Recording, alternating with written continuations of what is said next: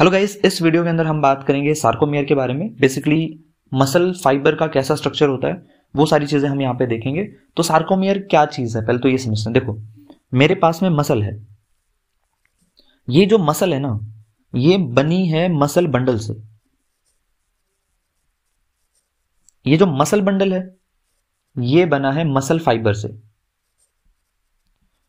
और ये जो मसल फाइबर है ये बना है मायोफाइब्रिल्स से। और अगर मैं पूछूं आपसे कि मायोफाइब्रिल्स किससे बने हैं, तो मायोफाइब्रिल बने हैं दो फिलामेंट से, एक थिन फिलामेंट और एक थिक फिलामेंट। एक का नाम है एक्टिन और दूसरे का नाम है मायोसिन। ये है थिन फिलामेंट और ये है थिक फिलामेंट। सो बेसिकली अगर मुझे मसल का एनाटॉमी या फिर फिजियोलॉजी जाननी है तो मुझे मायोफाइब्रिल के ऊपर अच्छा खासा डिस्कशन करना होगा। क्यों? क्योंकि मसल कैसे कॉन्ट्रैक्ट करती है ये बात समझने के लिए मुझे मायोफाइब्रिल की नॉलेज होनी चाहिए, और मायोफाइब्रिल में भी एक्टिन और मायोसिन जो है वो मुझे पता होनी चाहिए। ठीक है, तो एक बार एक डायग्राम जिससे हम ये समझ सकते हैं। देखो, ये मसल फाइबर है और इस मसल फाइबर में बहुत सारे मायोफाइब्रिल्स हैं। अब ये मायोफाइब्रिल जो है ये सिलेंड्रिकल शेप का स्ट्रक्चर होता है, एक पाइप जैसा।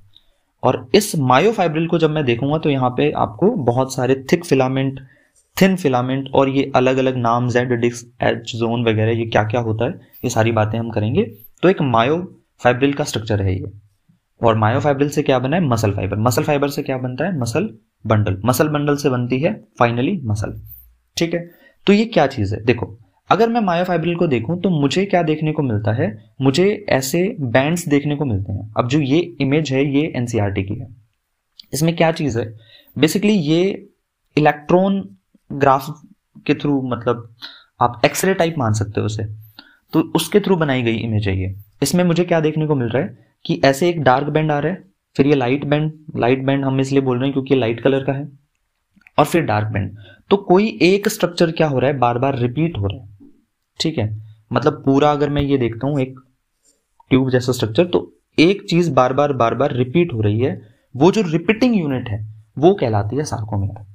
अब मैं अगर इस रिपीटिंग यूनिट को समझूं कि इस रिपीटिंग यूनिट में क्या क्या चीजें हैं, तो रिपीटिंग यूनिट में हम ये देखते हैं कि भाई सबसे पहले तो यहां पे ऐसे बीच में बहुत सारे मायोसिन्स जो हैं अरेंज होते हैं। ऐसे काफी सारे मायोसिन्स जो हैं अरेंज हैं।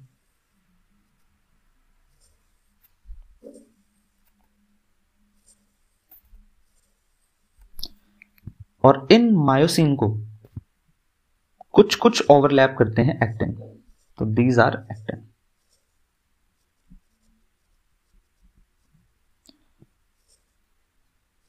ये एक्टिन बना रहा हूं मैं। ओके, अब एग्जैक्टली होता क्या है कि ये एक, ये दूसरा, ये ऐसे आगे और होंगे, और ऐसे आगे जो मायोसिन है वो भी काफी सारे होंगे। लेकिन मेरे को तो रिपीटिंग यूनिट समझनी है कि बार बार जो चीज रिपीट हो रही है। तो मैं देखता हूं कि भाई ये वाला जो पार्ट है, दिस पार्ट, ये और ये क्या हो रहा है? रिपीट हो रहा है। ठीक है, अब क्योंकि एक्टिन जो होता है वो थिन फिलामेंट है, थिन होने की वजह से ये जो बैंड यहां पे बनता है वो लाइट बैंड बनता है। ये लाइट कलर का अपीयर होता है, जैसे आप इसमें देख सकते हैं ना कि ये लाइट कलर है एज कंपेयर टू दिस, ये डार्क है। इसीलिए नाम है इनके लाइट बैंड और डार्क बैंड। और ये वाला जो हिस्सा है जहां पे मायोसिन है ये डार्क बैंड बनता है, या फिर इमेज में ये ज्यादा ब्लैकिश अपीयरेंस देता है, डार्क अपीयरेंस देता है। ठीक है, अब यहां पे कुछ कुछ टर्मिनोलॉजीज हैं। जैसे मैंने ये जो लाइन यहां पे बनाई है ये कहलाती है जेड लाइन। हमने बेसिकली रेफरेंस दे रखा है कि भाई ये स्टार्टिंग यूनिट है और ये जो है वो एंडिंग यूनिट है। तो दो जेड लाइन के बीच में सार्कोमियर, अगर आपसे कोई पूछ ले कि भाई सार्कोमियर एग्जैक्टली कहां से कहां तक है, तो दो जेड लाइन के बीच की जो ये यूनिट है, ये जो स्ट्रक्चर है, ये कहलाता है सार्कोमियर। ओके, अब जो हिस्सा जहां पर एक्टिन मायोसिन को ओवरलैप नहीं करता उसे बोला जाता है एच जोन। तो ये है एच जोन। ओके, ये एच जोन कहलाएगा। एक्टिन ने यहां पे अगर आप देखोगे तो ओवरलैपिंग कर रखी है, मतलब एक के ऊपर एक है।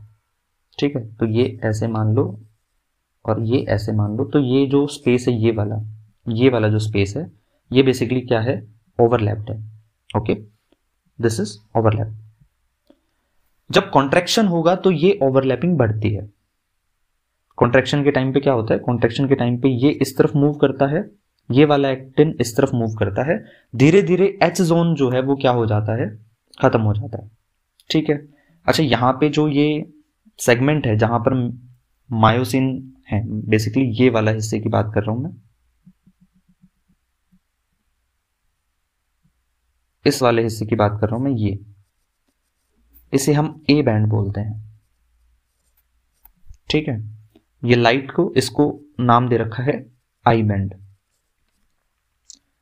ये भी एक्टिन वाला आई बैंड और मायोसिन वाला ए बैंड। बेसिकली आई का मतलब होता है आइसोट्रोपिक और ए बैंड का होता है एन आइसोट्रोपिक। इसी को ही आप डार्क बोल सकते हो। ठीक है, और आइसोट्रोपिक को आप क्या बोल सकते हो, लाइट बैंड बोल सकते हो। अलग नाम है बस, थोड़ा सा इसकी कैरेक्टरिस्टिक समझाने के लिए। तो A band, I band, Z line जो है, एच जोन जो है वो पूरी तरीके से क्लियर है। कई बार एम लाइन भी पढ़ा दी जाती है। तो जो ये बीचों बीच लाइन जा रही है ना, दिस वन, ये एम लाइन कहलाती है। ओके, तो ये सारा स्ट्रक्चर है, ये आई बैंड, यहाँ पे ये ए बैंड, ये जेड लाइन। तो इस तरीके से ये जो स्ट्रक्चर है ये बार बार अपने आप को क्या करता है, रिपीट करता है। तो आई होप आपको इस स्ट्रक्चर में तो कोई प्रॉब्लम नहीं होगी।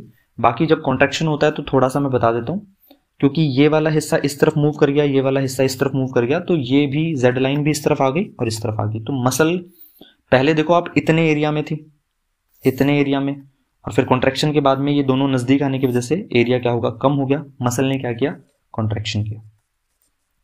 तो स्ट्रक्चर के पॉइंट ऑफ व्यू से दिस इज सफिशिएंट। एक ट्रिक याद कर सकते हो आप अगर चाहो तो। ट्रिक बेसिकली है MADM ZILA। बेसिकली ये बताता है myosin, anisotropic, dark band, M line. Z basically बताता है Z line, I isotropic band, L से है यहाँ पे लाइट और ए से है एक्टिन। ओके, तो ये ट्रिक है याद करने की।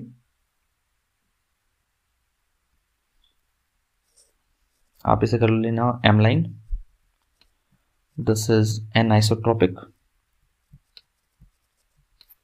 डी से है डार्क बैंड, एम से है मायोसिन। हम इसे बोलते हैं मैडम जिला।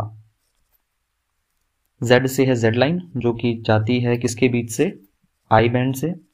आई बैंड की अपीयरेंस कैसी आती है, लाइट कलर की आती है, और ये बना किससे है, एक्टिन से। Thank you so much.